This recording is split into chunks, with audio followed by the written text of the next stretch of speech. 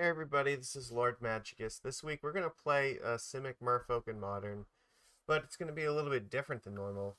So you notice in this deck, I am going to try a list that does not play Aether Vial. And why is that? Well, Aether Vial I think has been getting a lot weaker, especially since the printing of Prismatic Ending. Um, I've also had a lot of success in Historic playing Collected Company, so I figured, why don't we try a list that plays Company instead of Vial?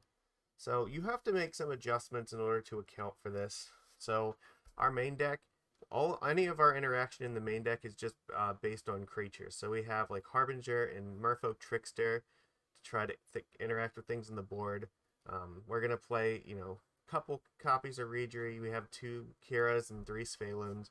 I don't want to go 4 ofs if we're gonna go to company because we don't want to hit like 2 Svyelun is our only thing. So diversifying a little bit is good. But yeah, the main deck we're just going to have like as an aggro plan, and then our sideboard is going to be either things that we can cast for basically free or creatures. So we have Tidebinder Mage, which can swap out with any of the tempo bears or whatever we need.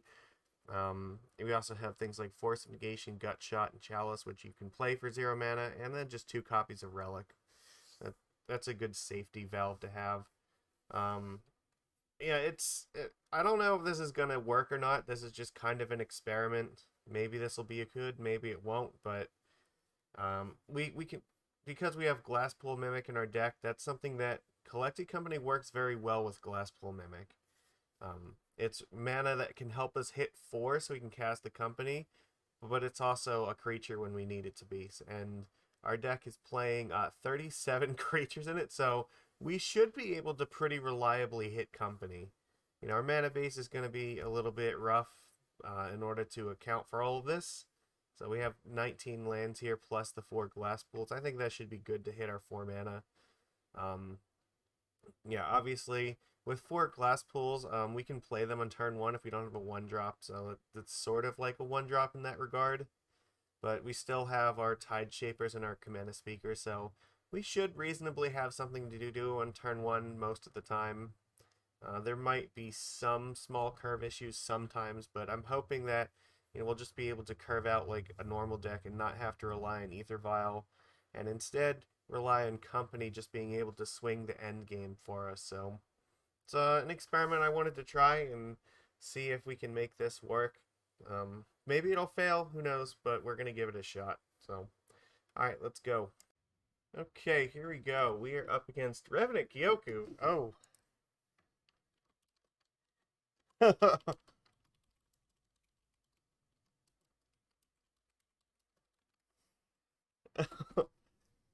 Yeah, so all the Final Fantasy stuff I've been playing, it's been largely because of him. So this ought to be fun. We are on the draw here.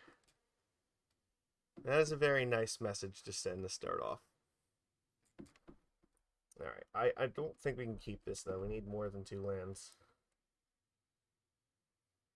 I think this is fine, but I think we're going to have to get rid of company because we don't have the mana for it, and I think I want to keep everything else.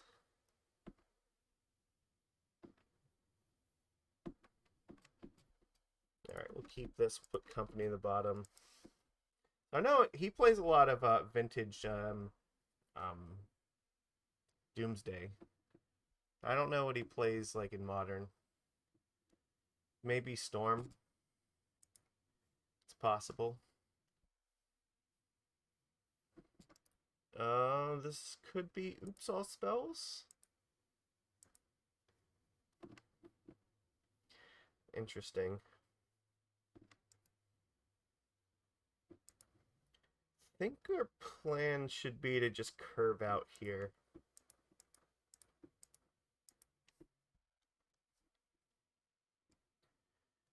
So if he is playing a combo deck, then that's really the only option we have is to aggro him out. So probably just go play like Mistbinder into Lord of Atlantis with Glasspool, and then maybe Kira the turn after.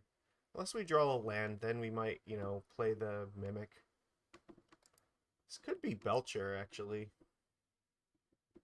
No, this definitely has to be Oops All Spells. Because he's playing the black land, so... Means we might be dying next turn. We don't have Force in the main deck. Actually, Force wouldn't really help us here either. There isn't a whole lot that does.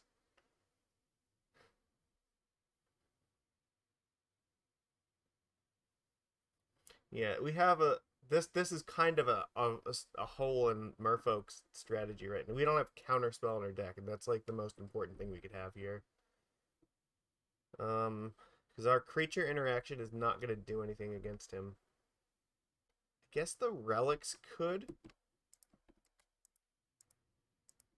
Oops. Undo. We need to tap that for green.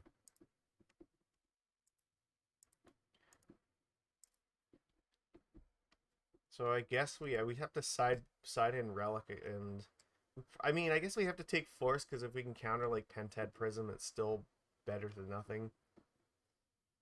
I think this deck can side into Belcher though, so yeah, that's happening. All right, so he's main decking some Belchers. All right, yeah, it means we're in trouble. So we have absolutely nothing here. All right. We'll let him show the deck. Does mean Force will be a little bit better because he has Belcher, so. Alright. Yep. So he gets to reveal his deck to us so we can see. Yeah, so he's playing a Spy here. He has Veil of Summer, Sword of the Meek, that alternate way to win here, so, and Thassa's Oracle. Alright, that's about what I expected. So I guess what we need is, does Chalice do anything here? Not really. I think we need Force. We need Relic. This is not going to be a Svyelun match. This is not going to be a Kira match. I kind of want to keep company. I guess I can keep 3 of them.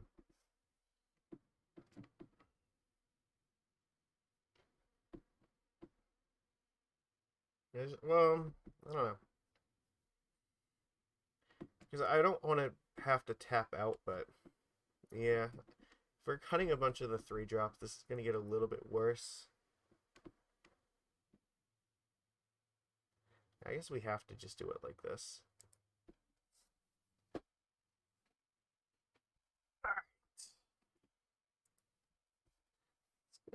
This is fine. We'll keep this. We have Relic. We'll force him to come up with an answer to it. If he has Belcher, then, you know, so be it. But if he's going for the Balustrade Spy plan, this will deal with it. So we can exile the graveyard. Just start with a Tide Shaper and pass.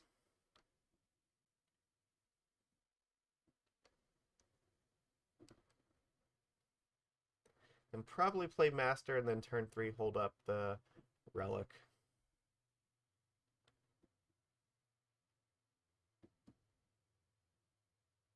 Our life total is not super important here. It's either dead or not dead, so. That's actually good, because we can play that on turn 3 and keep the Relic alive. So we are protected from anything that's not Belcher. The Harbinger we can keep in our hands just in case we draw Force.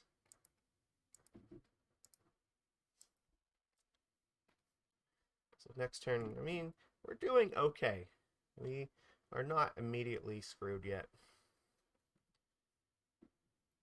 This is definitely a match where, like, Counterspell would help a lot, though. The fact that he's also paying 3 life for this helps a little bit. Yeah.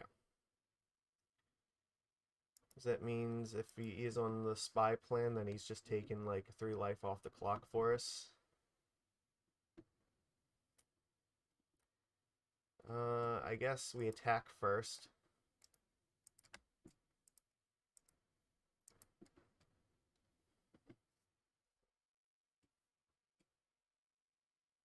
Guess we want to play the Grove.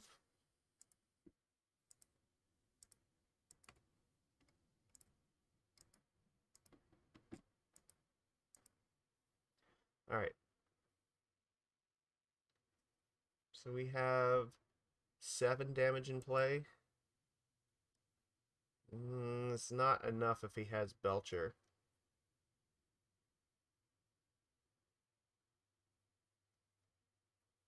But if he has Spy, this actually might be enough.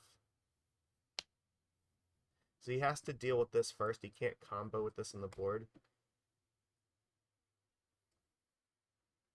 And worst case, if he plays Belcher, then I can at least crack it and pray for a force.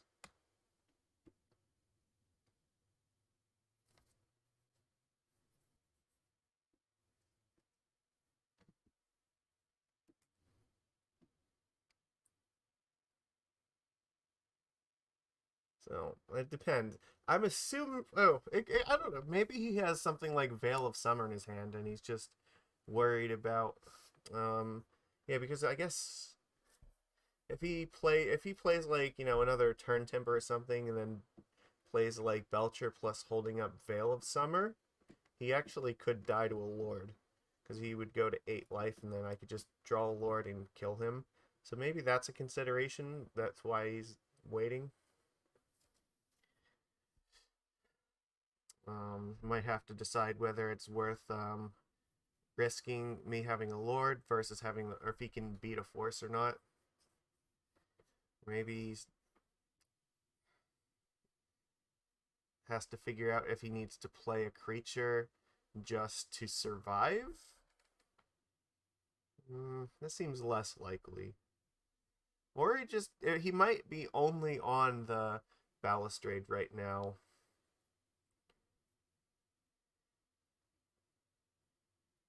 And doesn't have a way to get rid of Relic, so they might be trying to figure out what the best way to survive Relic is.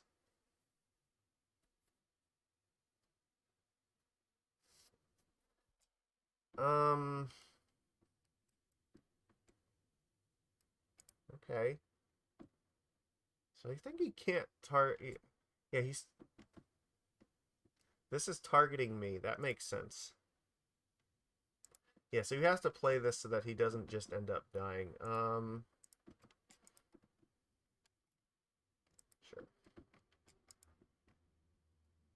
That's an excellent draw.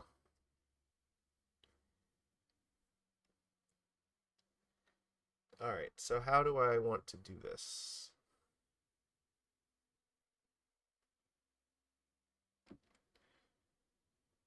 I could crack the Waterlogged Grove and see if I can draw something better. I guess the problem is if I crack the Grove for a card here, then I can't hold up the Relic and play this.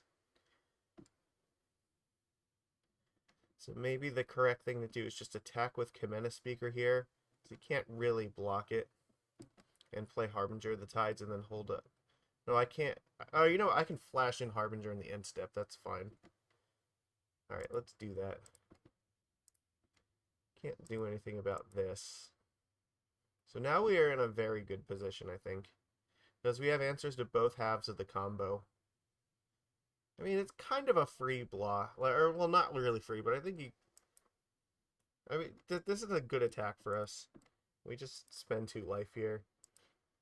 Because now in his end step, if he doesn't play Belcher, I can just play Harbinger of the Tides, and now I can go wide.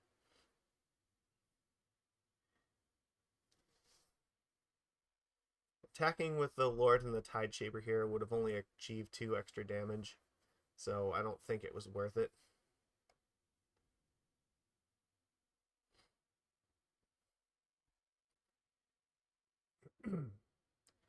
Pentad Prism.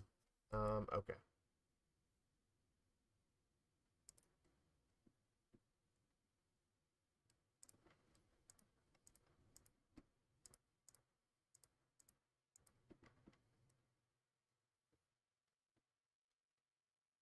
This is another reason that Harbinger's kind of good in this shell, because it is something to do at instant speed. So, like, because we took out Aether Vial, we need more flash of threats, so this kind of complements Trickster very well. Ooh, interesting. Okay. You want to pack that? That's fine.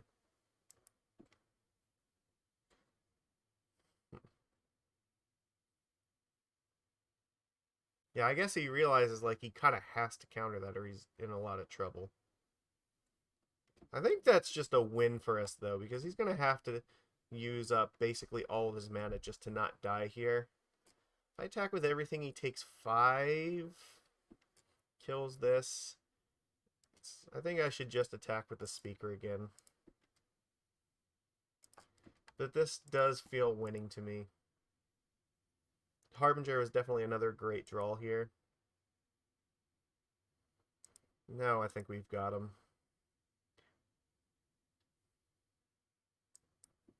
Please pay, by all means, pay for it not to die. But I think that even if he blocks this, yeah, it doesn't matter because now we have Harbinger. Okay. Excellent. Alright, so we stole game 2 there. Kind of wondering if maybe I should bring in a company here. I guess I'm going to take out Reejerey because I really don't want to be drawing that. Having lots of mana seems to be the key to victory. Otherwise, there doesn't really seem to be much else I can do here. So I guess we're just going to do it like this. Like, this is a matchup where we definitely want Counterspell, but I don't have Counterspell. This doesn't have the interaction to beat any of his combo, so I think I have to mulligan it. And we don't even have a 1-drop to try the aggro plan either. So as appealing as it is to just keep a hand with 4 lords, like, that's not a winning strategy in this position on the draw. This is much better, I think. Because I think we want to just keep this and put Reejerey in the bottom.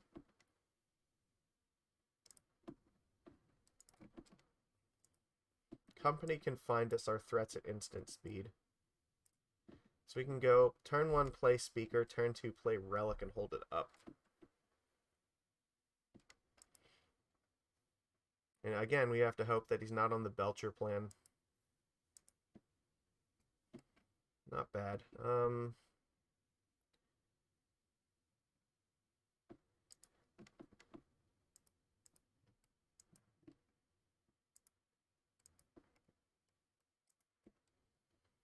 I think what we'll do is we'll play Breeding Pool untapped next turn. So that the Kumena Speaker gets bigger. And then we can also hold up the Relic. And then turn 3, we definitely play Botanical. Okay, that's probably good news for us. It's getting a little bit better.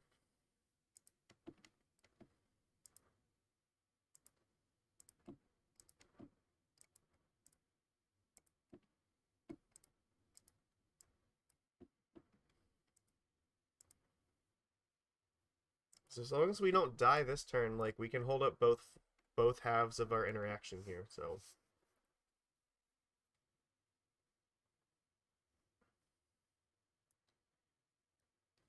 Okay, sure. That's not a problem. Well, it could be, because it means Veil of Summer is definitely an option now.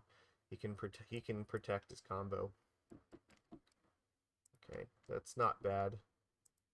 So we definitely have company online next turn.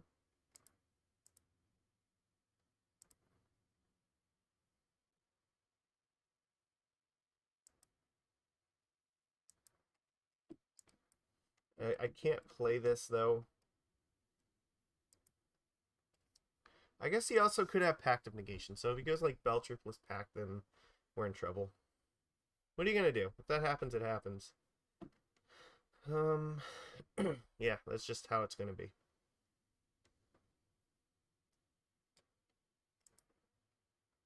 I'm assuming if he didn't play the thing, or if he passes without playing it, then it means we're probably okay.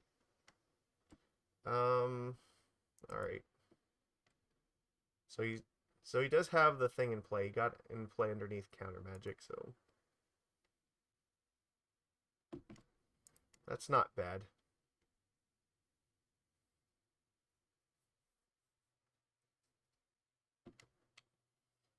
Can't attack through this, but it means I still can play Collected Company in this turn, or Harbinger.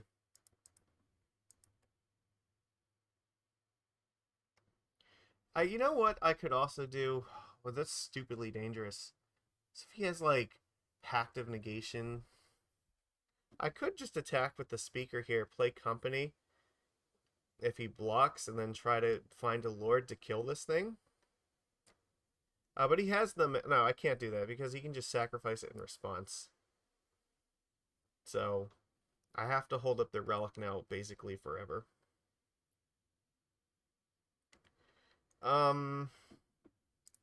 Well, I don't have a choice.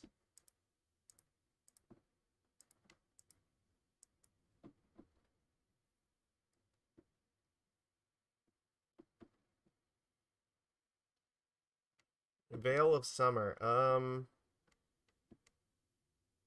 Yeah, that's gonna do it. Because this is gonna be uncounterable, and he's gonna untap and play this.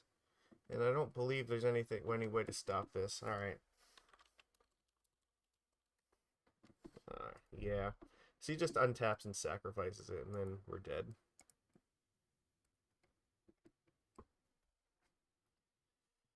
Well, yeah, I mean, like I said, this was going to be tough without Counterspell because we only have 2 relics, but I mean, we found both Relic and Force in games 2 and 3, but we didn't have anything in the main deck to interact with this, so game 1 he was pretty easily going to steal. We got game 2, and we got reasonably close game 3, but he had his combo piece and 2 pieces of interaction to beat our interaction, so unfortunately, that just is what it is. Wonderful games. He's also a very wonderful person who does his Final Fantasy events and raises money for awesome charities. Like I said, if you've been following me, you know I have played the Final Fantasy V for Job Fiesta, and I'm currently on the Final Fantasy IV for Texas one, so we'll be seeing some of that more shortly. Anyways, good match. That's all I got to say. I mean, this is pretty standard. We know how this kind of goes. It really just depends on what your 75 looks like, if you have main deck stuff or sideboard stuff to interact with it. So, other than that, that's all I got. Everybody, please give this a thumbs up. I will see you again tomorrow. Take it easy.